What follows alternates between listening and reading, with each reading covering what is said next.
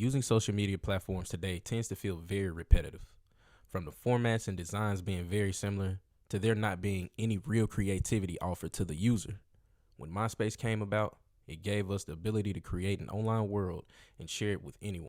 I'm Didi Conway, and let's take a look at 5 things that we loved about MySpace. Platforms like Facebook and Instagram are easy to use platforms that come with no real challenge to me. Like MySpace gave us a chance to learn the HTML and everything else that kind of came with coding at our own time, and we create our own profile. And I know because we live in an instant gratification era, that can be a huge pain to most people. But their skills were something that we didn't realize could help us later on in life, specifically if you were going in the coding world. MySpace gave everyone the motivation to create their own shit. You want that music in the background? Code that shit. New background altogether, a new page? Code that shit. Smartphones and computers alike are coded. MySpace let us know that, hey, you can do the same shit in your personal life. They showed us the coding world.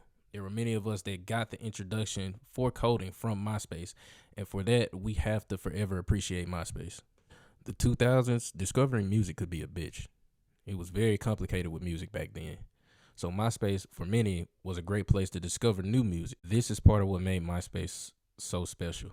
Bands and other artists were able to capitalize on this in their own creative pages, and we, the user, could just go get the music, put it on our page, and just share it with everyone. It's something kind of like what Spotify is now. I believe that the social media era nowadays is more about showing people that you live a life you really don't. Everything is more for show and nowhere near as fun as social media outlets like MySpace back in the day. Social sites today are solely there to stay on the app as long as possible. These companies want to keep you on their site and throw $1 million worth of ads at you until you fuck around and buy one at some point, and you damn near can't enjoy the site. Back then, you didn't see a lot of ads with MySpace, simply because they knew how to operate without sitting right here just shoving a bunch of ads in your face, taken away from the site. Hell, nowadays you can't even get on your phone and play a game from the App Store without an ad coming up as soon as you beat the first level or within the first 30 seconds. Instagram, Facebook, and TikTok have more of an emphasis on people actually focusing on and strictly using the platform. No real individuality for users to focus on. Just an easy to use app that really just makes it harder for the many to truly be themselves. MySpace gave us more control and empowered us to make the profile of who we truly were. Just the custom profile of having graphics that truly are you. It meant everything to be able to make the profile what you wanted. Hell, many of us changed it one day, liked it, but got creative again and changed it the next day. You may keep changing it, but having that profile just made everything about MySpace great.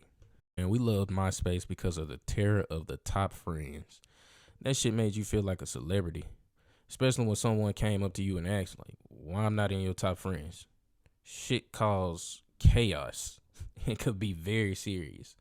MySpace caused us to interact with all our friends that had them. When you go to Facebook, and it looks pretty much the same every time, even from profile to profile, what changes is just the content. MySpace, there was a different layout every time you went to someone's page. This would create hella excitement.